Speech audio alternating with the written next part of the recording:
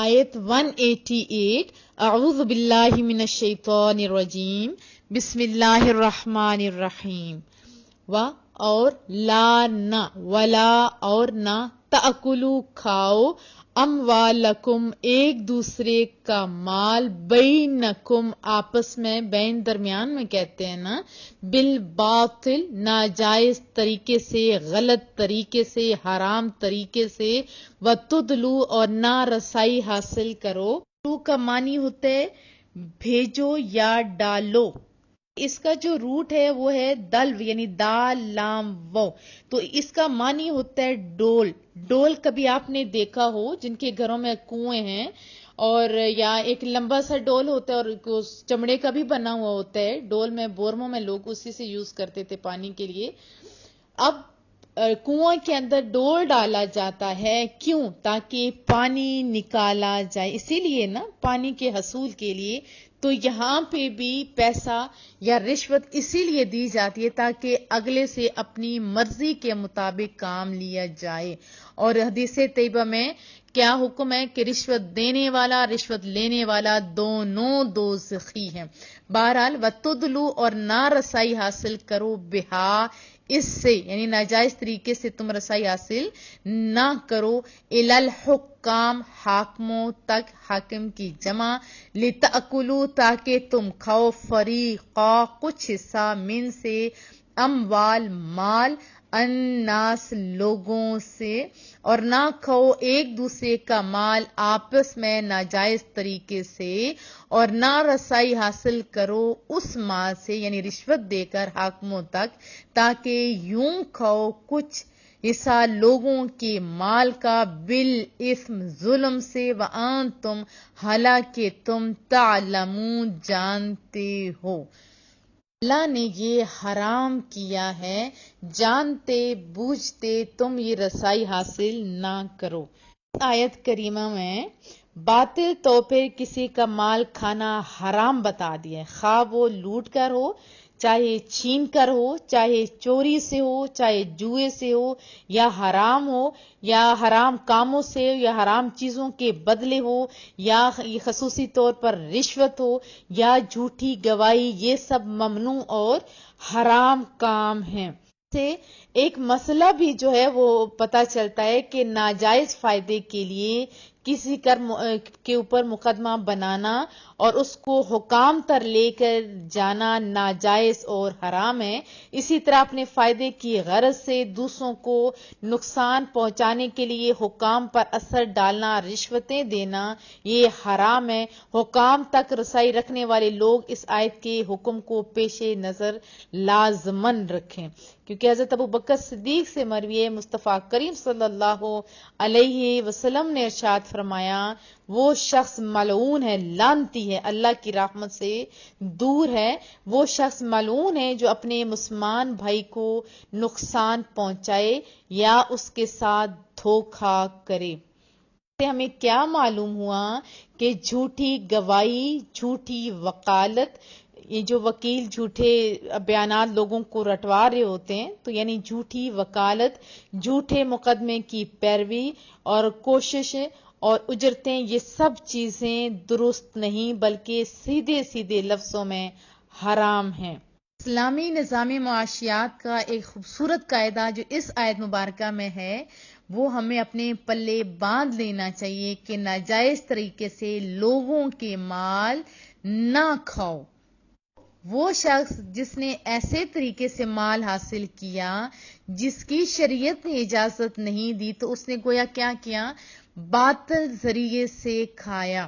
تو اس میں کیا کیا چیزیں ہم نے سیکھی جوا دھوکہ بازی زبردستی چھین لینا کسی کے حقوق کا انکار کرنا اور وہ مال جسے اس کے مالک نے خوشی سے نہیں دیا یہ سب کیا ہو گئے عقل باطل یعنی حرام ہو گئے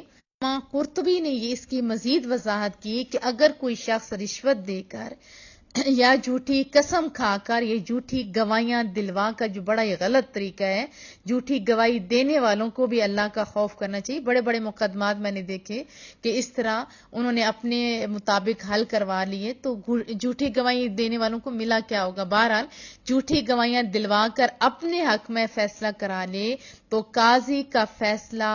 حرام کو حلال نہیں کر سکتا۔ محبوب کا ارشاد سنیے، مصطفیٰ کریم صلی اللہ علیہ وسلم نے فرمایا، تم میرے پاس جھگڑے چکانے کے لیے آتے ہو، یعنی فیصلہ کروانے کے لیے آتے ہو، ممکن ہے تم میں سے ایک فریق زیادہ چرب زبان ہو، جیسے میٹھی زبان والا کہتے ہیں، وہ بٹری جیسے سٹائل کہتے ہیں، یعنی چرب زبان ہو، اور میں بفرض محال، ایسے تو غلطی ان سے نہیں ہو سکتی محبوب سے، لیکن یہ ہمارے سمجھانے کے لیے فرمایا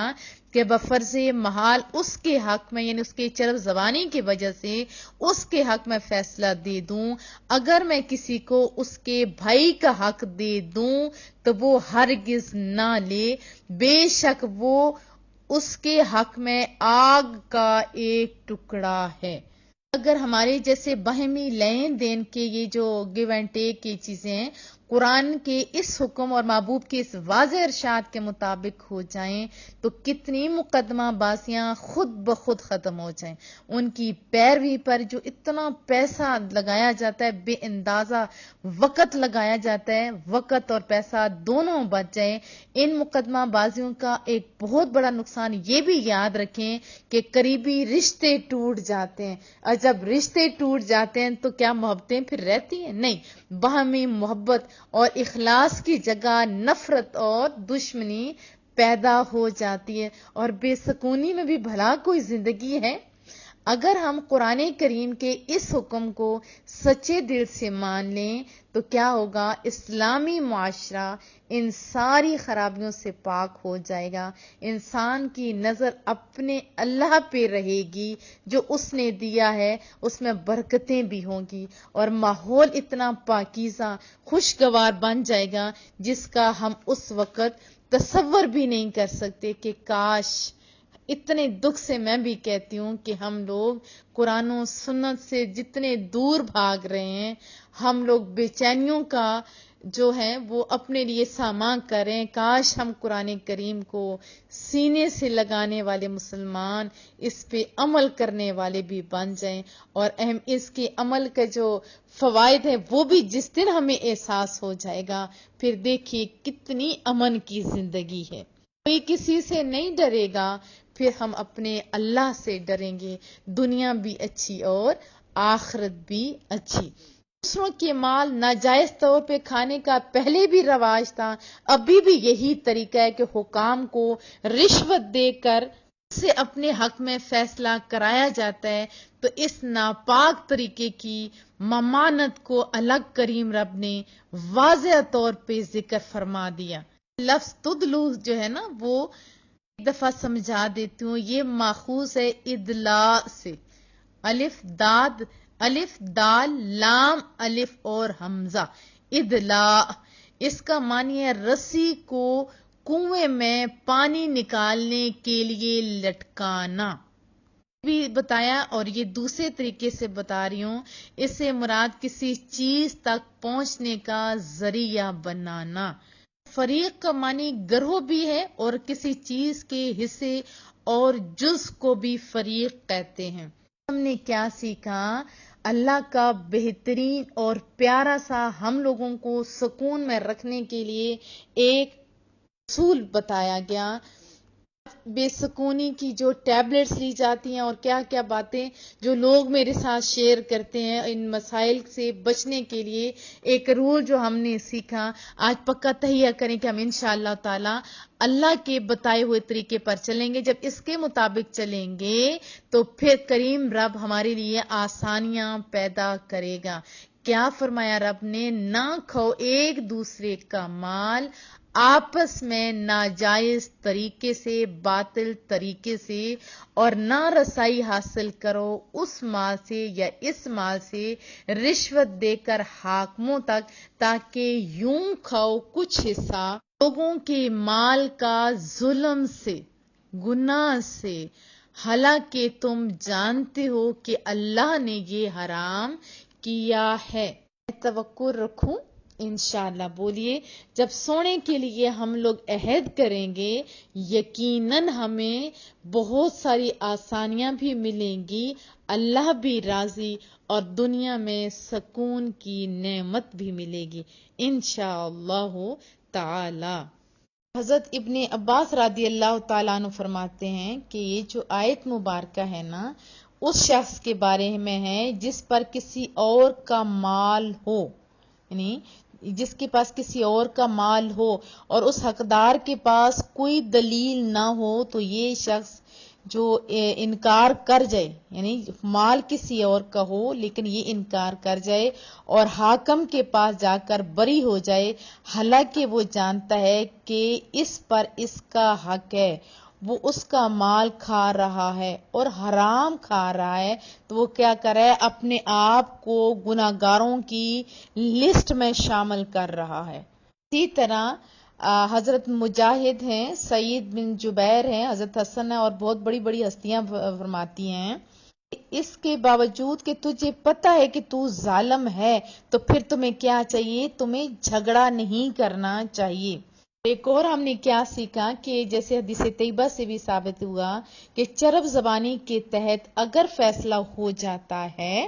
دیکھو ایک اور عدالت بھی تو ہے نا، اب وہ کیا بنے گا؟ اللہ کی عدالت کا مجرم ہوگا۔ حضرت قتادہ رحمۃ اللہ علیہ فرماتے ہیں کہ لوگوں سمجھ لو کہ قاضی کا فیصلہ تمہارے لیے حرام کو حلال نہیں کر سکتا اور نہ باطل کو حق کر سکتا ہے۔ دیکھیں جیسے جج ہوتا ہے وہ تو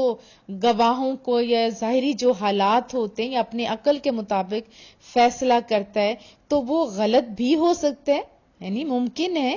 اور جو غلط بندہ ہے وہ بچ جائے، ہے نا ایسی بات۔ پھر ہمیں کیا جان لینا چاہیے؟ ہمیں پتہ ہے کہ ایک دن آنا ہے جہاں ایک ایک چیز کا ہم نے حساب دینا ہے، تو ان ساری باتوں سے ہمیں یہ جو ہے وہ پکی بات اپنے دماغ میں بھی بٹھا لینی ہے اور دوسروں کو بھی غلط کاموں سے روکنا ہے کہ جج کا فیصلہ